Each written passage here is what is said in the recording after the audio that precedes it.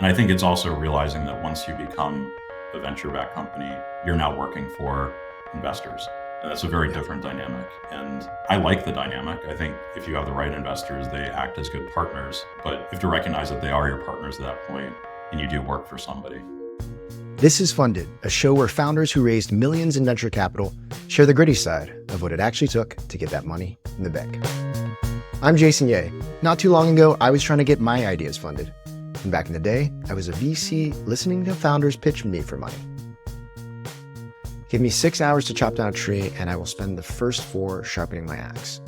That's a quote attributed to good old Abe Lincoln, and it's one of my favorite quotes to share with founders that I work with because I think it applies to fundraising so perfectly. How smooth a fundraise goes almost always is directly proportional to the work put in before the fundraise. The reality is that the fastest fundraises were not months, but years and sometimes even decades in the making. For today's guest, it was ultimately the relationships and experiences that he had built up over the past 10 years that allowed him to raise over $22 million for his company in just 2 years.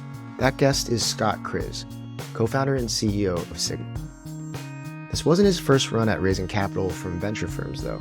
Back in 2012, Scott co-founded Bitium, a SaaS company which he ended up raising $15 million in venture capital for before selling to Google in 2017. As is the same with other seasoned founders I talked to on Funded, struggling through his earliest fundraises set Scott up for success when he went to build SGNL. But before we get into the details of his most recent round, let's rewind it back to Scott's childhood, where he spent most of his nights wondering how he could improve the world.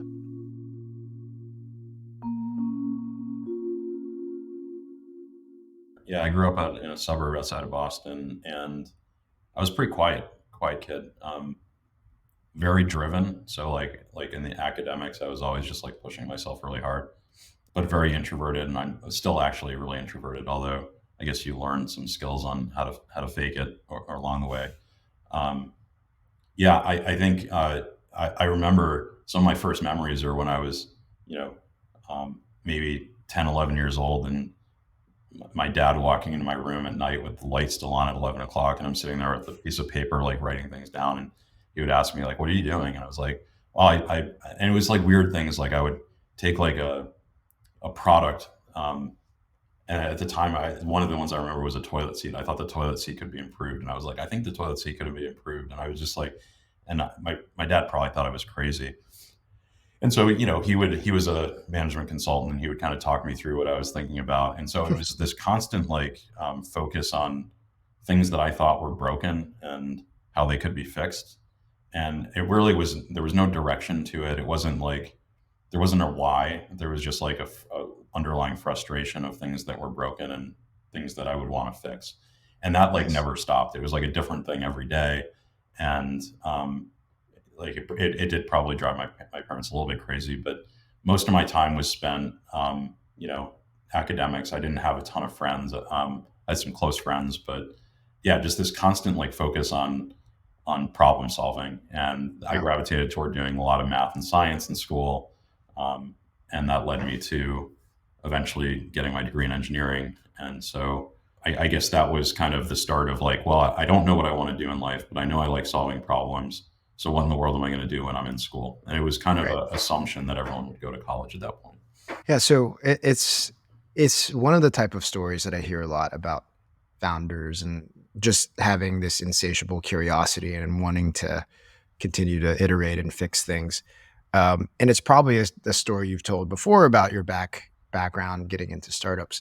The additional layer that I'd be curious to hear about was what was your relationship with money like? Like, do you remember um, always wanting to ask for money or being comfortable asking for money? Because we'll talk a little bit about what that means when you go fundraise. But any sort of memories come to mind for Yeah, you? definitely not asking for money. I think it was more focused on earning money. So, Mm, at a very young age, I had a paper route like many others do. And it was kind of how fast can I expand that? I was very aware, like hyper aware, even when I was, I think, 12, 13 years old, of making sure that I was increasing the amount of money that I had. So, allowance and things like that, and getting money for mowing lawns. I'd always save money. And so There's one time I remember that my parents brought me into a toy store and they gave my brother and I both $5 and said like you can spend whatever you want. And the first thing we realized was like you can't really buy much for $5, even in the early '80s. And then there was, my brother did what most kids would do, and he came back and he bought three small things, and it came to like 4.97 or something like that. And I came back with like one thing that was like 25 cents, and my parents were like, "Well, you have 4.75 left," and I said, "Yeah, I'm going to save that for later so I can get something better." And so mine was less about asking for money and more just the assumption that like money is something that you need and you need to preserve. And not sure where that came from, if it was paranoia or just a thought process of future versus current, but that was one that stuck out to me. That's fascinating. And that'll be an interesting thing maybe to touch on as we think about like what it means to one, ask for money and then spend money that, you haven't earned yet and then try to make that into more money. But where I want to take this is, and that background is really fascinating. And I'd said this to you before. People probably don't realize some of your background, which is you're the founder and CEO of Signal, but previously you were the founder and CEO of Bitium, a company that you raised multiple rounds of capital for, the company that actually was the backdrop for you and I meeting over 10 years ago at this point. But you ended up running that for, about 5 years, I think, and having a successful outcome selling to Google, um, before getting into this next startup. And a lot of that background means that you were able to go around the block and see how the dynamics of fundraising from the founder seat works. I'm sure you made tons of mistakes and learned from those and iterated on your approach over the multiple rounds at your previous company. And then you've done some angel investings. I think probably having an exit allows you to do a little bit more of that. So you start thinking like an investor. So coming into this new round, this is the story that we want to hear and how somebody that has experience, knowledge, network, what fundraising looks like to them. So where I want to accelerate us to is basically the beginning of Signal and ask you a little bit about when you were getting started in the company. And it's less about the company itself, but I'm very curious if you knew that when you got into this, that you were going to start a venture-backed company, that you were going to need to raise outside capital, or did you have a different thought now that you had maybe one venture-backed exit under your belts, you had some money to play with? Tell me a little bit about how you thought about capitalizing this company. Yeah, it's a good question, and I think a lot of people assume that you start a company and what you do is you just go out and raise money, and like that's the thing to do. And I think certainly that was the case a few years ago before the economy changed a little bit, and people started to be a little bit more careful with or unable to raise money because it was hard to convince a venture capital company to part with cash. So I always looked at venture as like you should ask yourself, do you need the money? And we thought about that. And you can always bootstrap. You can probably do something that some entrepreneurs do, which is just back it themselves and own the whole thing. I don't think there's a right answer, but the way I thought about it was this company Signal is my last company. Like I have no interest in building a company, selling, and moving on to the next. Not that that's a bad thing to do. We did it before, and it made everyone happy and investors happy, employees happy. But I looked at it as okay, if we want to really change an industry, and that's what we were going after. In this case, it was the authorization industry in enterprise. With all the problems you see about breaches, we thought that there was a better way. We had just come off the tail end of 4 years at Google and working on problems at Alphabet that were very in line with solving this problem. And so we felt like we had a solution. At that point, it was thinking about, well, what milestones do you need to get to being a company that's going to be successful and large? And you can look at companies like Qualtrics who figure out that they can kind of, for the most part, bootstrap or raise some friends and family money. And their Series A is essentially just founder liquidity at that point.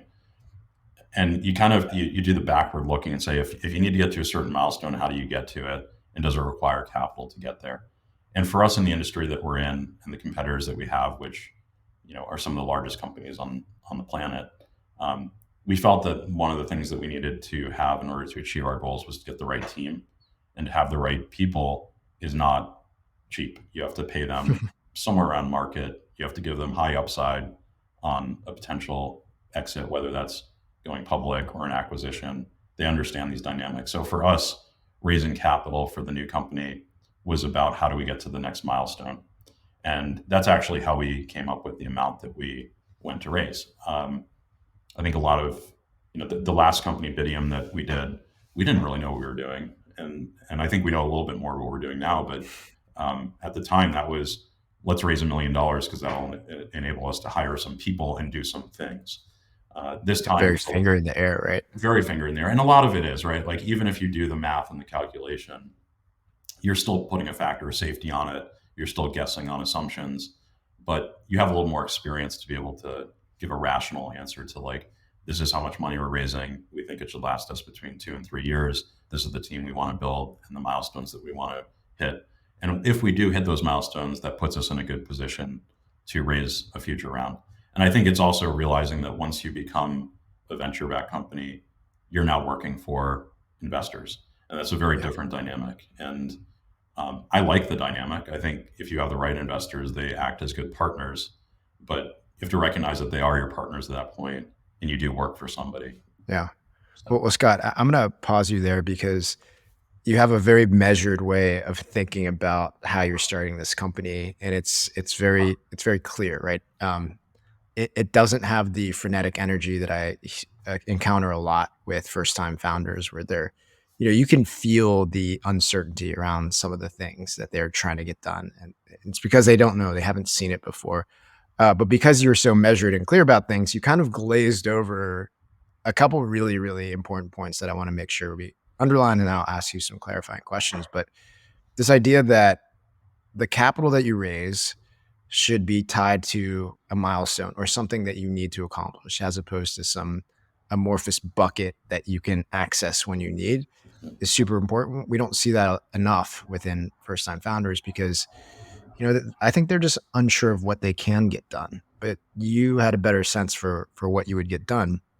And this idea that, like, you really should be able to do as much as you can without taking the next round of capital or your first round of capital. Um, and so many people just feel like, oh, I can't do anything without capital, but like there is so much you can get done. For you guys, you think about this being your last company, as in your magnum opus, building the biggest thing that you can, I think is probably how you think about it. When you thought about what could get done before you went to talk to investors, what was that? How far along did you get? Did you find your initial core team, or was it like, look, I know I need to start hiring today, and if people will back me to do that, that's what I'm going to do.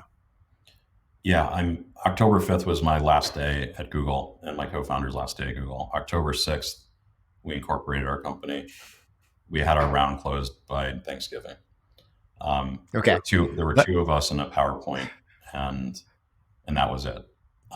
Okay, that's awesome. So instead of yada yada yadaing over that, because a lot of people will see things like that and be like, oh, like, well, could I do that, or how could I do that? How does that happen? Tell us a little bit about the investors that you reached out to, or how those initial conversations went. Had they been talking to you for your last year at Google to be like, Scott, what are you going to do next? Or had you been, talking to your buddies in the VC ecosystem being like, I'm going to do this? Or was it really, which Yeah. I don't think it was, but was it day after leaving Google, you call a couple of people that you don't know and pitch them, and the pitch is just so amazing that they decide to do it? Where on that spectrum was it? Yeah, it was very much a relationship driven raise, and I think, and I should say, like, there's an important distinction between the way that we did this and the way that we did our raise at Bitium, which was a lot more. That was, we had been a part of other companies, but that was the first one that we had wanted to raise venture straight out of the gate. And just to take a kind of sidetrack, when we did that, we actually had a group of people that we had working for us that were developers that we were contracting out to do jobs in order to pay for their salaries and spending a portion of the time developing our MVP product. And so, that was a stressful time, and I was doing consulting work. But to get to the point where we could even have a credible conversation with any investor whatsoever, and these were mostly angels, it took it took time and effort and grind to even get there. And so it wasn't just that we had an idea. I think, coming out of Google or any large company, when you came through acquisition, you have a unfair advantage. And so I want to recognize that, like, first of all, the acquisition that we had to Google, yes, it was strategic. Yes, it was a successful investment or acquisition from every angle, including from their angle. But there's also luck and timing involved. So I don't want to, like, this isn't like there's an entrepreneur that knows exactly what they're doing and everything works out the way that it should. It's just there's luck. Anyone that I think doesn't admit that luck and timing doesn't factor into an exit is just lying to themselves, with few Well, exceptions. With few exceptions. I appreciate that point of view and sharing that, and the humility and you're being humble is nice to see. But I think you're also underplaying a lot of the stuff that you were able to do. And I'll also say, like, look, you said you grinded and you were working really hard trying to get that MVP, getting the money to do it at Bitium, your first company. And then your second company, you go, October 6th, start talking to people, you're closed by middle of November. Yeah. And based on reports, it was a cool $12 million out the gate. Now, it can be annoying to hear, like, oh my God, Scott Kriz, like, he did it in a month. He raised $12 million in his first round. He did it in 6 weeks, 4 weeks, or whatever it was. But Mhm. I like to think about it. And the thing that I want other people to consider is, I would call that not 6 weeks, but like 10 years plus 6 weeks, right? Like Yeah. all the stuff that you did for 10 years. That's exactly right. I think that's the right way to look at it. It's like when you hear someone's an overnight success. Like, there's articles about Zuckerberg when Facebook went public that say Zuckerberg, the overnight, Silicon Valley. Like, it was, a decade plus of hard work. And, I think that's true in any industry, and not only, not only venture backed businesses, but certainly you're right. And it was a lot of time. I only bring up the piece with luck, as identifying also that coming out of an acquisition and working at a large company, you have a more perceived value for two Yeah. reasons. One, there's an assumption that you're smarter and more capable. Two, no matter what happened, you did go through the process, so there's something there and there's evidence. The investors, to your question, that we talked to were actually some of the investors that we had been turned down by in the past, but that we're always in touch with us and we're Mm. always valuable in giving us advice and happy to spend time. And in this case, it was a partner named Greg Sands from Costa Nova Ventures. Um, he was one of the original Netscape team. He actually came up with the Netscape name, which is kind of fun. So product marketing and product. But when we talked to him, it was very much a conversation about what we were trying to accomplish and the steps that we would take there. It wasn't like, hey, we have a pitch deck and we're going to raise this amount of money. And at the time, this was, also a lucky time to start a business, because it was late 2021 when, venture was a little less disciplined than it had been in the past. And so we had other interest from even more well-known funds for larger raises at larger valuations, and it didn't make sense to us. We looked at kind of, well, what do we need to get to the milestone? What's the factor of safety? We had the conversation with a few of the investors, and I think Greg and Costano was very much aligned with that way of thinking. And so, yes, many years in the making. We had known Greg for over a decade, and so it was a very nice first conversation. And it might not have gone anywhere if he wasn't interested in what we were doing Yeah. or how we were thinking about it, but it ended up going in a great direction. There were other investors too that we wanted to bring in from the past, and some of them we were at too high of a valuation without having anything. But I still called the ones that were early and value add for us and just let them know. I said, hey, I know this might be out of your range, but I just wanted to make you aware that there's room for you if you're interested. Yeah.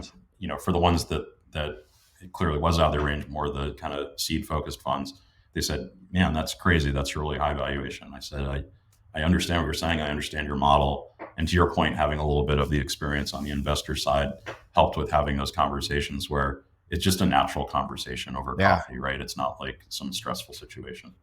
Yeah. So let me just call out a couple things here. It's in this approach to fundraising, in the back of your head, you know you're going to go raise capital, but you're able to call some people that have followed you, that know you, and just start having a conversation about what you're thinking about. And it's that level of like cool confidence around, what you're doing that gets someone like a Costano Ventures to be like, we should do a deal here. Like, let's talk about what a deal would look like, as opposed to you needing to run some kind of intense process. And that's like a cool place to be. Um, you mentioned something that I think it would be good to get your take on, and then I'll give you some more hardball questions because I think you're game for stuff like that. Um, you mentioned that in the fundraising process, you're going through these things. You actually started getting higher valuation opportunities, higher amounts of capital offered to you at greater and greater valuations. But you said it didn't make sense to you. Can you articulate that a little bit more? Like, how were you thinking about that? And what was your decision matrix to be like, well, 12 versus 15 or 20 that people were offering it? And why did that not make sense to you? Yeah, um, certainly. We did analysis of what's the team we need to hire, what do we pay them, and how long do they need to work before we get to meaningful milestones. So no matter what, we didn't feel like we should significantly overcapitalize the company. I think, from my perspective, companies die for one reason, and that's they run out of money. And that can be a number of forms. It could be they can't raise money. It could be they can't get customers or retain those customers.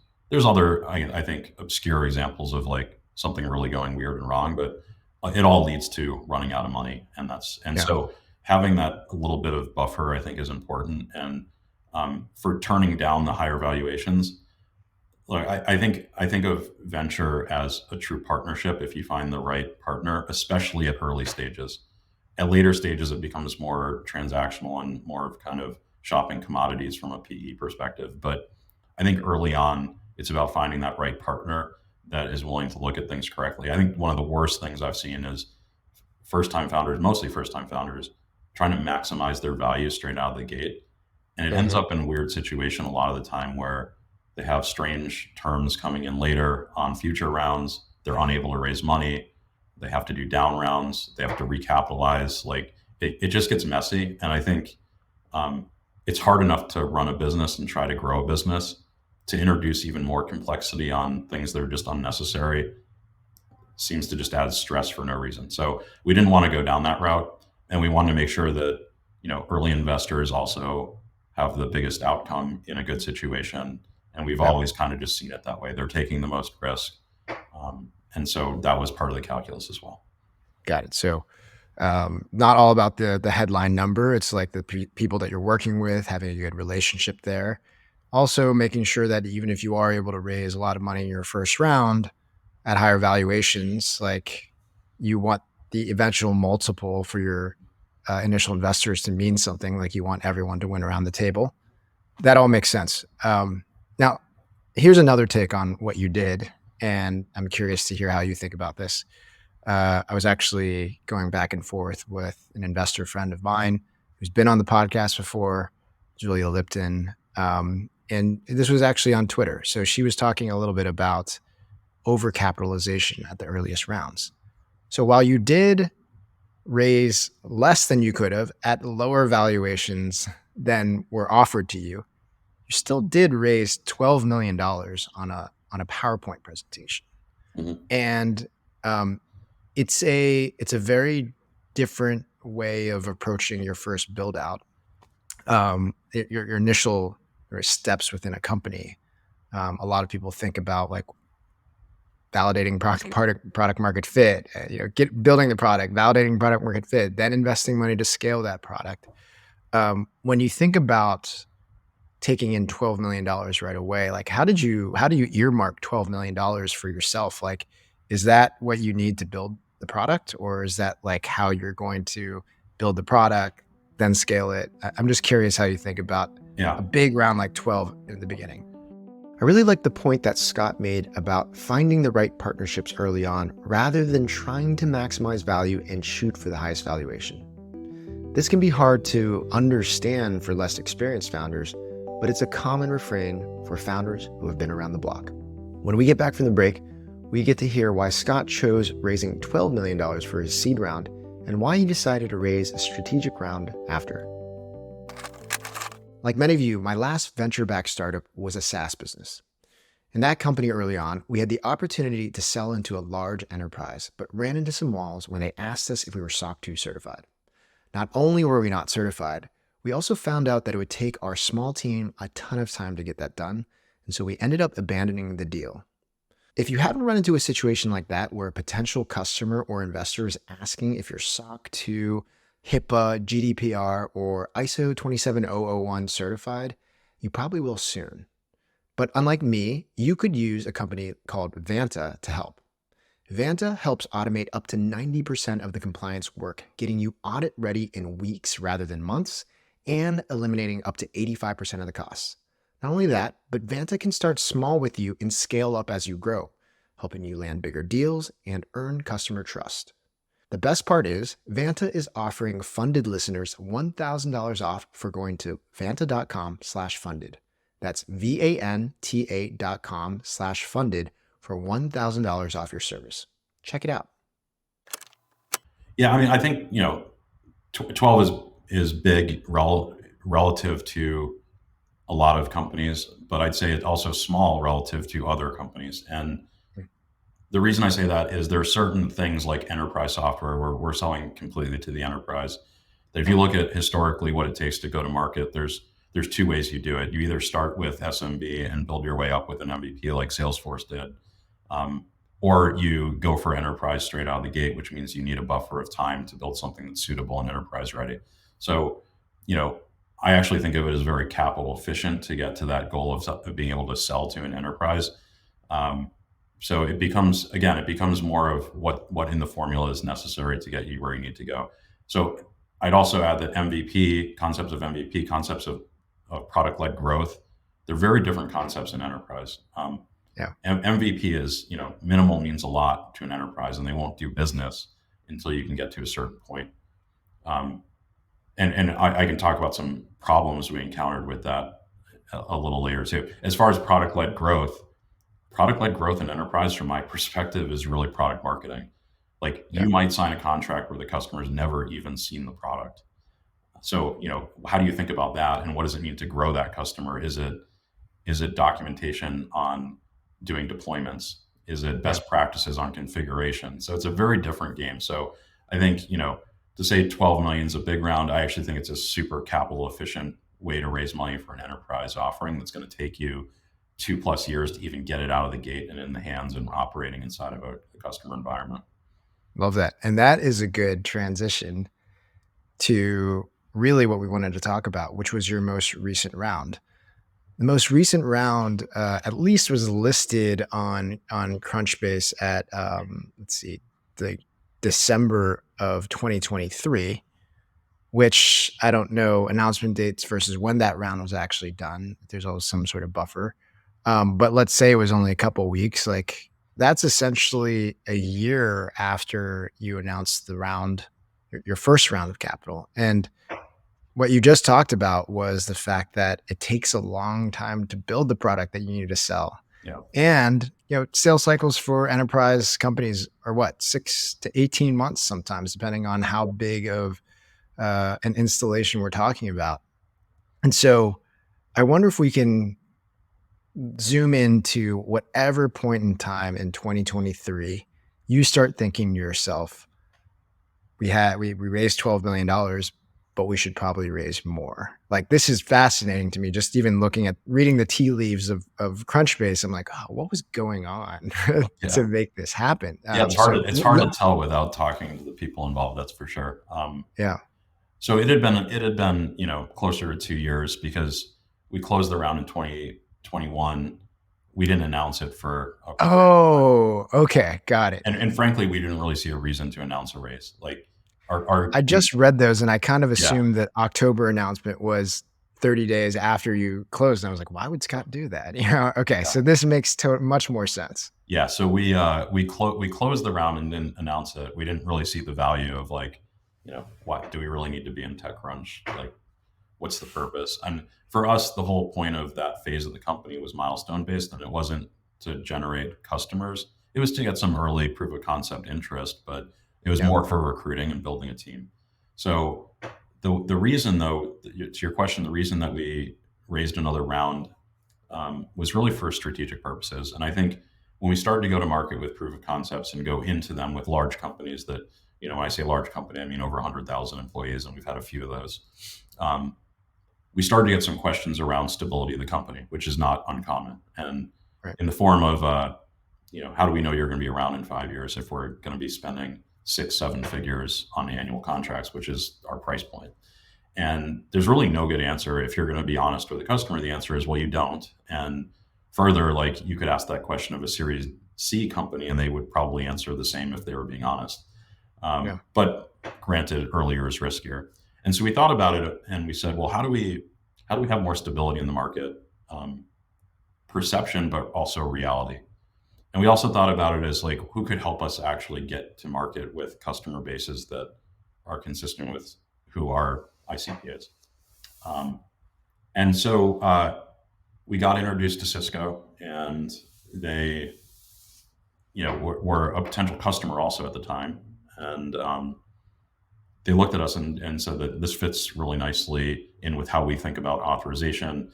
And not to get into their strategy details, because I think it was more about, we've been looking for a company that's pursuing this solution set, and Signal seems to be in line with that. We got to know their product teams a little bit, and that actually got me thinking about, well, if we're going to do a strategic round, it never hurts to put more gas in the tank. Like, that's not, maybe we don't have to think about raising our next round for a little bit longer, and maybe we can get a little bit more of our milestones accomplished when it comes to go to market. And that's when we got introduced to the folks at Microsoft. M12 is their venture fund, and the clarity at which they saw what we were doing and how it fit in with their portfolio without being competitive with the Microsoft portfolio was amazing. And interestingly enough, the partner, Todd, he used to work corp dev at Cisco when they acquired Duo, which is their kind of zero trust arm at Cisco. He understood the space like tremendously well and really got behind it. And so we were very selective, and we invited a few into the round. And luckily, with one exception, who felt that we were too competitive, we got enough interest to say, well, let's put together. And it was a little bit arbitrary on saying it was a $10 million round, but we felt like that was a good number, so that, it would, again, fill up the gas tank a little bit, but also give enough incentive to the teams at both Microsoft and Cisco to actually put in effort. And I can say, after interacting with them for a few months now, both companies independently and in very different styles are extremely valuable. And so, and again, reaching out to these companies to get the fundraise done and to even approach the topic was done through network developed over the last 20 years. So it wasn't, it was just kind of, like you said, it was not like, oh, you just pick up the phone and call. It was like, oh, I knew this person for a long time, or they've invested in 6 of my friends' companies over the last decade. Like, they'd be willing to take a call and get the right people on that call. Right. So, like we said at the start of this conversation, very different tenor to the fundraise motions that you had to run, both for the first round and then this more opportunistic strategic round. Were there any challenging times to it? Like, the way you tell it makes it feel extremely lightweight.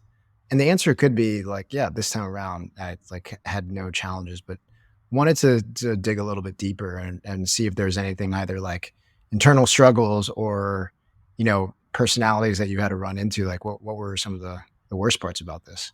Yeah. I mean, for the group, the folks that we have around the table today, the investors across the board, have all been great. So yeah, it turned out in a great spot. Certainly stressful always to raise money. I mean, when you're presenting to a group of 30 plus people at Microsoft, which is what we did, and because of the nature of post-COVID, most of them are not physically in the room with you. It's a little nerve-wracking. Like, you can't really get that feedback of like what's happening.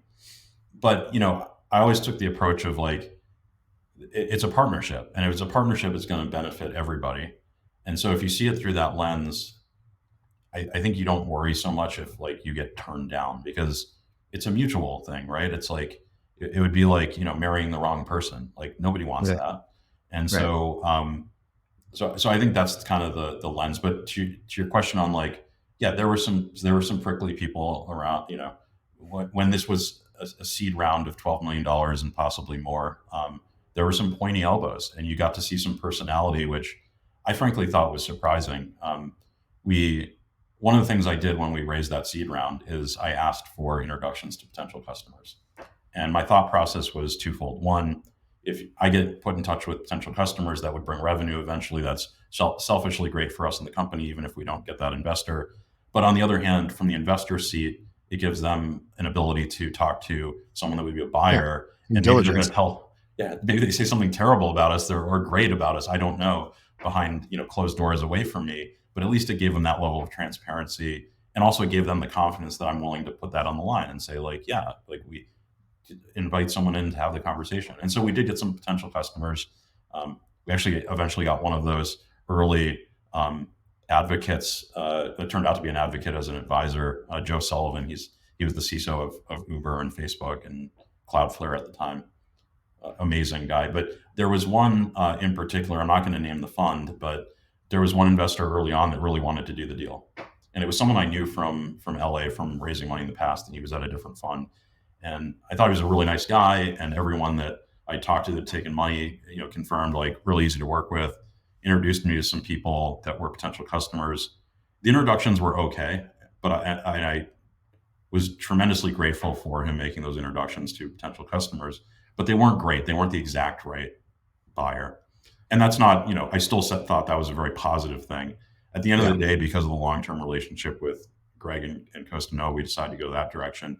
And when I let this person know, I was shocked at the response. It was like I was lectured on what a CEO can and cannot do.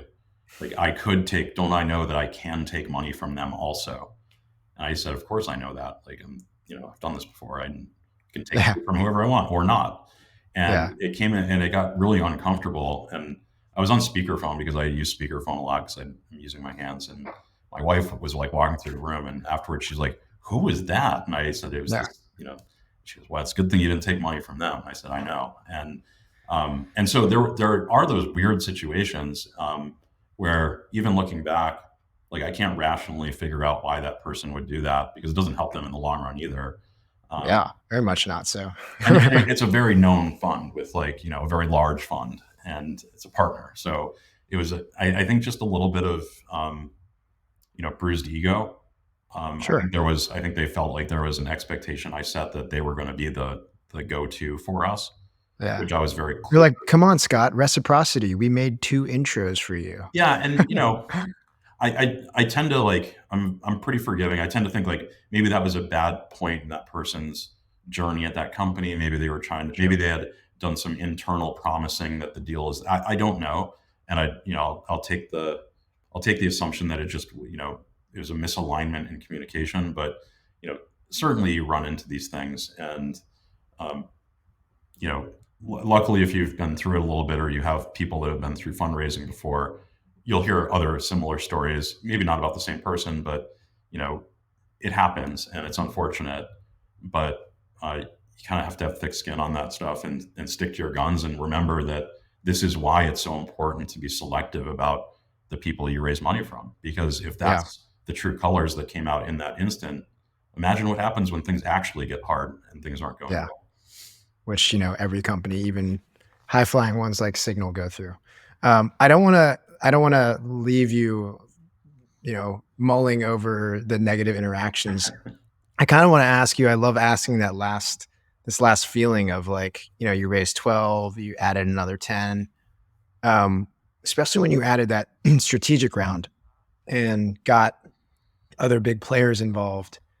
Do you remember when it was all coming together and you're like, "Wow, we're gonna add another $10 million, maybe more, and another couple really, really powerful players on our cap table supporting us on this journey."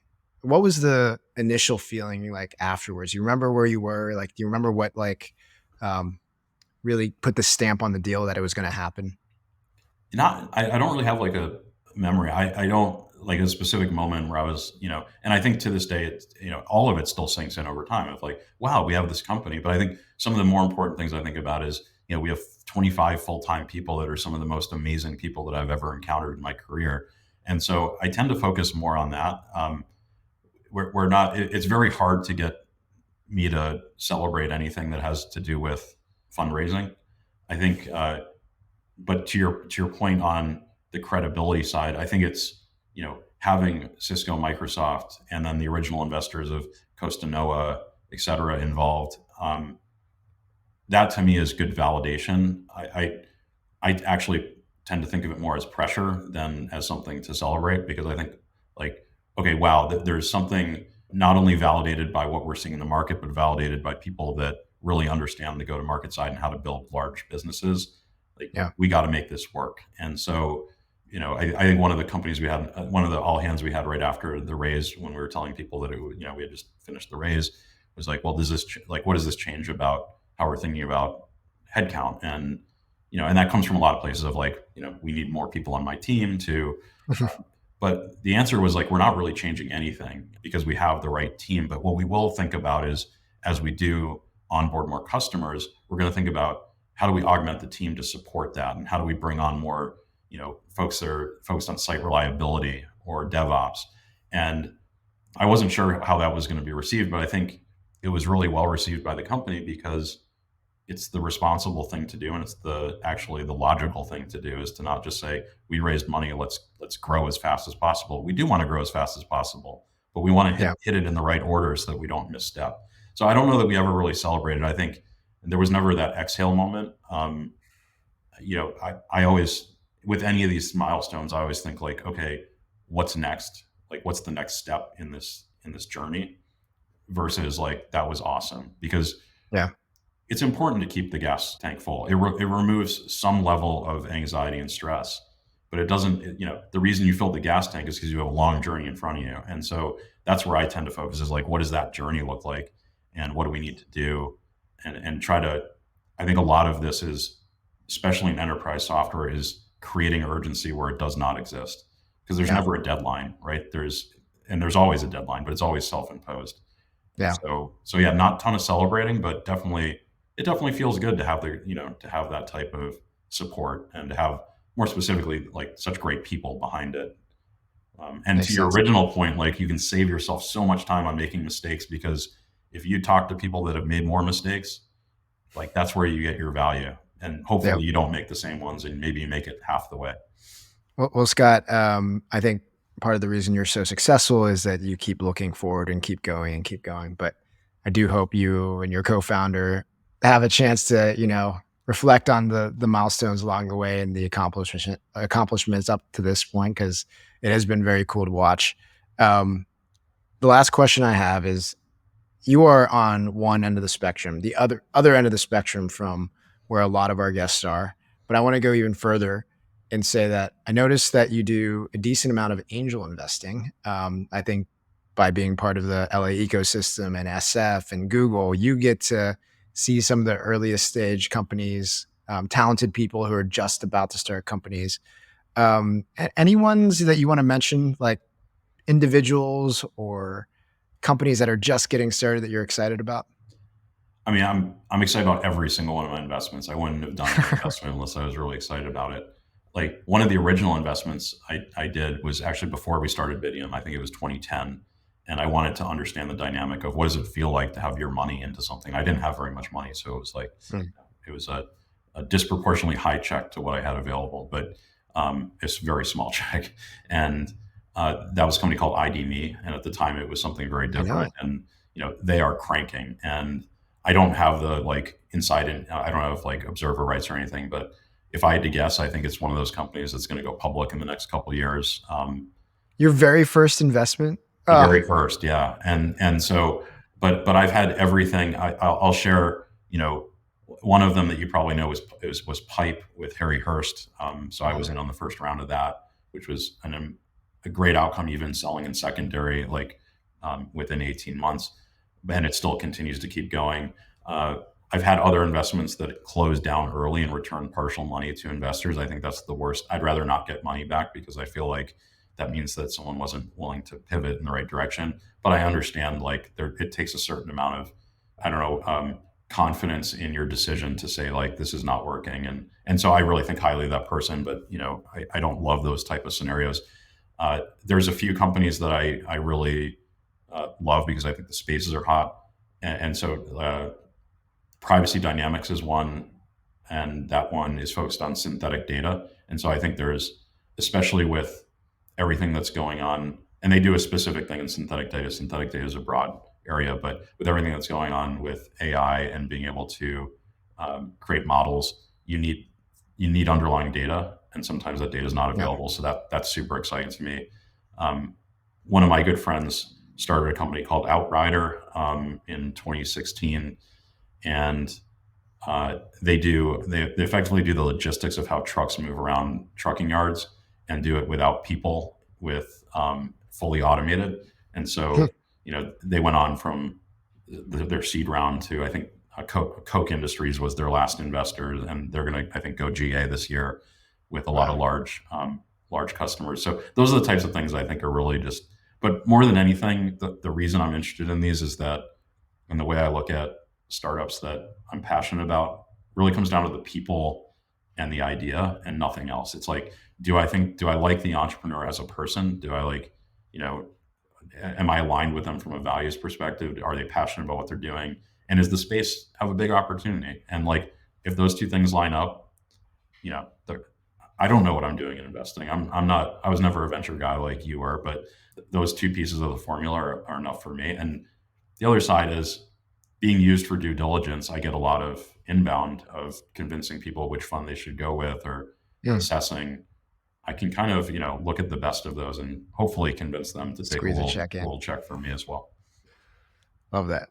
Scott, I really appreciate the time, man. Very fun to see how this journey has gone. I guess you're going to year 3 now, right? Yeah, Of the whole thing. You still having fun?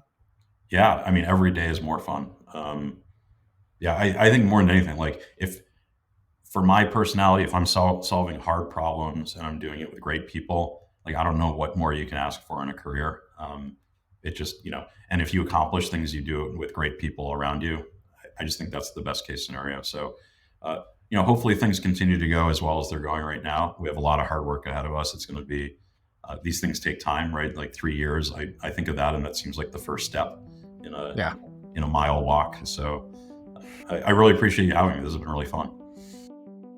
That was my conversation with Scott Kriz, co-founder and CEO of Signal, a modern enterprise authorization software changing the way companies go about data privacy. I hope this episode helped you gain a new perspective around venture capital and what it takes to scale your company. After the break, I'll be talking to my producer, Paige, to get her take on the interview and see whether or not it sparked any questions. If you're a crazy busy entrepreneur like me, I know one thing's certain: you have too much to do. Of course, you'd love to hire someone else to help, but I bet you think you can't afford it.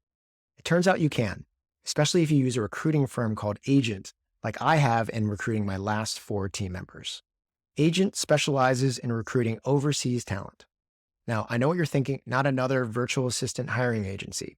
Yes, they can help you hire assistants, but they can also help you hire skilled talent like marketers, designers, and even engineers at a fraction of the cost. Now, if you're looking to add more leverage to your team, check out fundedpod.com/agent. That's AGENT to add your next team member. You can thank me later. Is it my turn to start? How are you, Paige? We're just gonna call it your turn. I'm doing well. How about you? Good, good. I'm excited to talk about this one. I've actually known Scott personally for a long time, and it's funny because we get a chance to engage with each other on social media, like needling each other and leaving funny comments. People don't really know that we know each other, but it was great to have him on the podcast. We didn't mention that during the interview, but I'm just dropping it here.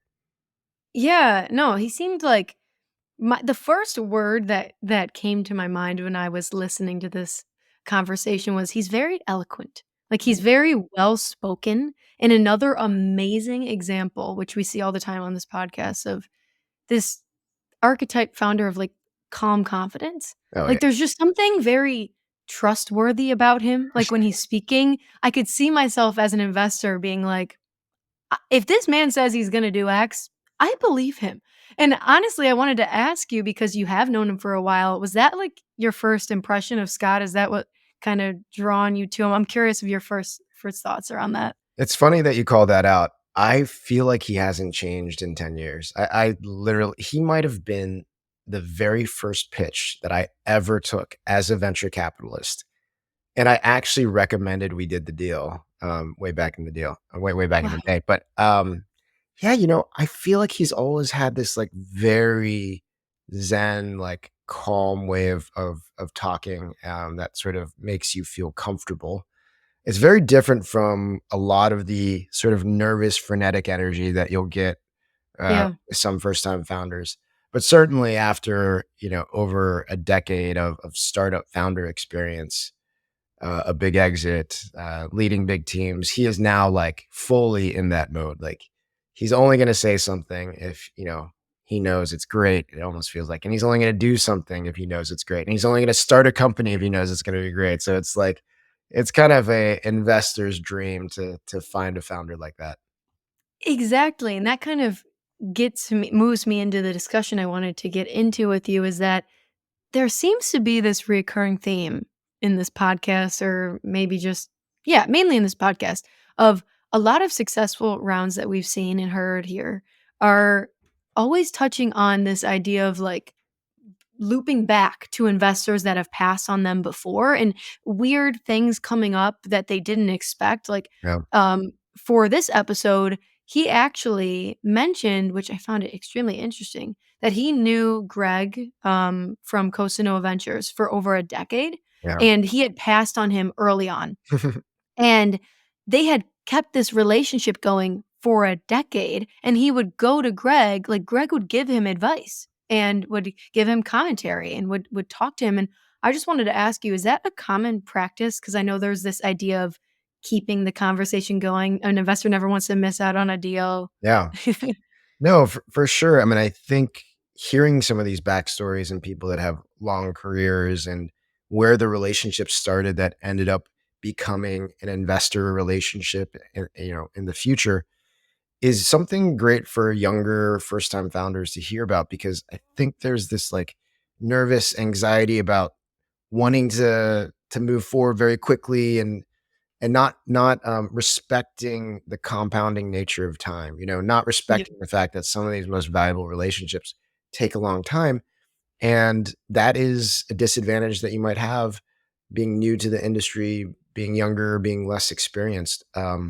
But I just like the fact that we tell these stories because a lot of people will maybe see the headlines of someone like a Scott Kriz raising Yep. 22 million in less than 2 years and be like, "Oh gosh, I can't believe this white guy could do it." Or like, "This dude could do it." Or, Yep. "This guy's just so lucky." But it really comes, down to his building relationships for over a decade and then proving along the way that he is the guy that will only say he's going to do something if he's actually going to Yeah. do it. And so, I mean, and then the other thing I'd say is a lot of times people will meet a founder and just feel like, this is a really special founder. I'm not sure if Yeah. this is the company that's going to be his thing or this is going to be the win. And so sometimes people will be like, I don't want to, but I'm going to invest in this today, knowing that this one might fail or might not be the massive outcome because it'll set me up and create a good relationship for me to do his next one. Greg, on the other hand, did pass on a good deal with Bitium, I assume, and maintained that relationship. And, probably nearly a decade later, has the opportunity because he's been keeping up with Scott and gets to do a deal on his newest company. So, um, very, very common to see, especially for venture capitalists that have long horizons, long understandings of how that game works and how it needs to be played over many, many years. Oh my God, the patience that is required Yeah. is insane, but it just compounds and builds up and, leads to, yeah, that is a good point that you make. People will see that and be like, oh, what a quick, easy fundraise, but something you always say is the best fundraisers are years and years in the making, and Yeah. the relationships you've built and the connections. And it just seems like a common theme. And that's why I always seem to bring it up in the debriefs, because I feel like it's a good reminder that patience is kind of required in this game, you Yeah, know? and I think for people who are just getting started, one of the things to kind of feel like you're putting your efforts aren't going to waste if you're meeting this guy as like or this investor or whatever, and maybe they won't invest in my round that I'm raising right now is that this is a multi-round game, your career as a founder, if you're into this, if you love this, will span many, many, many years and multiple companies. And so maybe not for this one, maybe not for the next one, but at some point, like these relationships matter. And so get started as soon as you can is probably the bigger takeaway.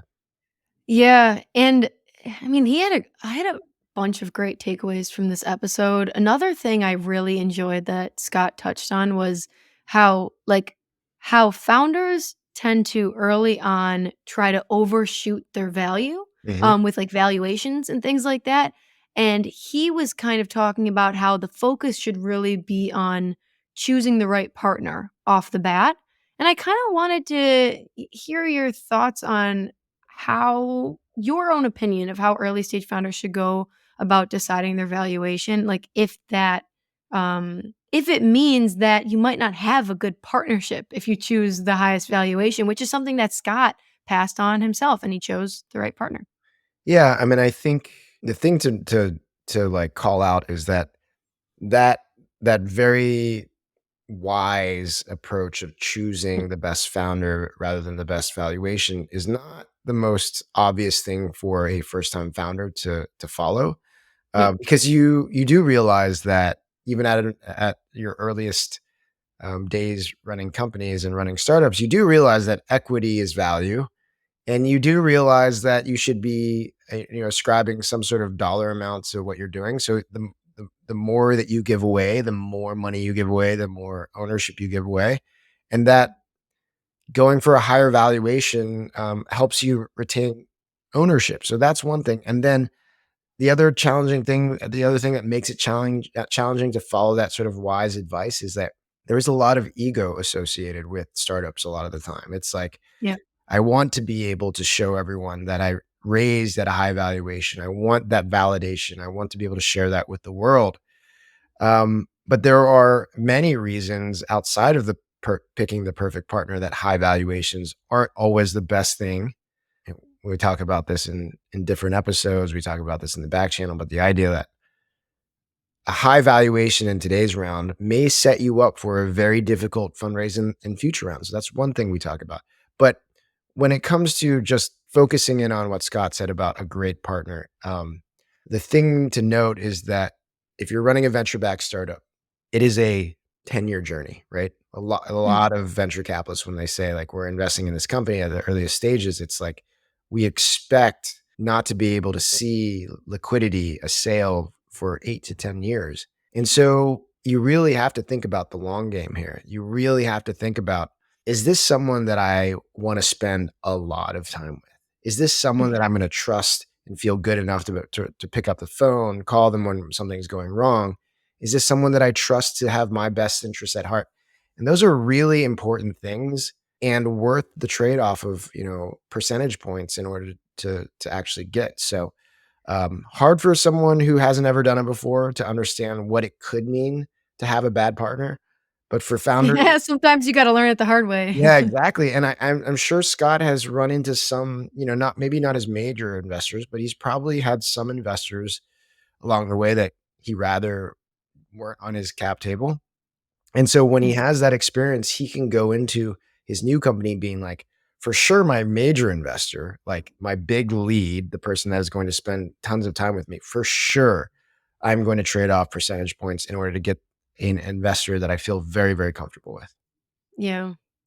Yeah. I think it's one of those things where, like, you wanna listen to someone that's been down that road, but you also have that itch to try, go for Totally. it. Like, I mean, get the high like, valuation and we're, F we're, it, the do it. reality, what the reality is, I know because of what we do is so much of what we do is share advice. I Mm. know how hard advice is to follow because I was once a first time founder that got all the right advice and didn't follow a lot of the advice because it's so easy to be like, okay, I get it. I totally hear what Scott is saying. I hear what Jason and Paige are talking about. I get it. And I understand why that could be the right path and why going for the highest valuation, but not the perfect partner, why that could be bad for most people. But maybe I'm the exception. Like everyone's like, I think I'm the exception. I should take the highest valuation. I think I can manage the relationship with a VC where I'm not sure about it. It's not going to be bad for me. Everyone thinks that they could be the exception to the rule, but Yeah. Yeah. it's just I part of think learning. maybe the best part about, or maybe the goal that we kind of have for this podcast, is to give founders a bunch of opportunities to listen to a wide variety of stories, seasoned vets, not so seasoned vets, like people who just raised their first round, and just have that help them expand their perspective and still make their own decisions. But that's the best part about this Yeah. podcast. At least we're giving them a bunch of stories and advice and knowledge, and then they can decide Yeah. to do what 1 to do million with it. percent. My insight into teaching and advice and coaching is that like, because I got so much advice that I didn't follow, I realized that sometimes you just need to hear the advice in the Mhm. particular way using very specific words. And it has to come from a voice that certainly like resonates with you in some weird way. And so we don't know what delivery is going to be most effective for the people that are listening to it. And so that's why we talk to different people over and over again. And they Mhm. say very similar things, but slightly different. But if the one way that Scott described it is a little bit better than the way I described it, then awesome. Then we did our job with this podcast. That's the debrief. That is the debrief. Boom. If you're looking for more insights, strategies, and support around fundraising, subscribe to our newsletter. It's at fundedpod.com/newsletter. And find me on social. I'm at Jayeh, that's JAYYEH, on almost every platform. I respond to DMs and newsletter replies, so hit me up. This episode was produced by Paige Randall. Hey guys. Thanks also to John O'Lee from Adamant. Hey everyone. And as always, one last thanks to our sponsor, Vanta, the leading automated security and compliance platform.